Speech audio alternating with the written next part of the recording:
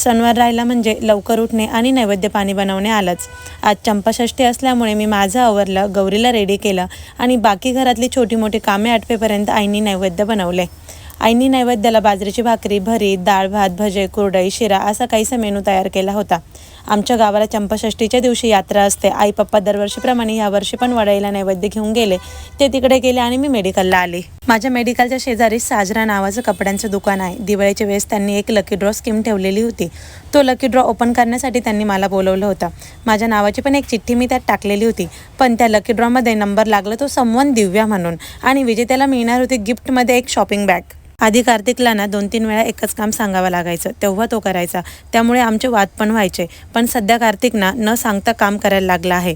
मग साफसफाई असो, देवपूजा, माल चेक करणं किंवा काउंटर, हा सर्व बदल कसा काय घडला ते मी पुढच्या व्लॉगमध्ये सांगते। चला भेटूया नेक्स्ट व्लॉगमध्ये, तोपर्यंत बाय अँड थँक्यू।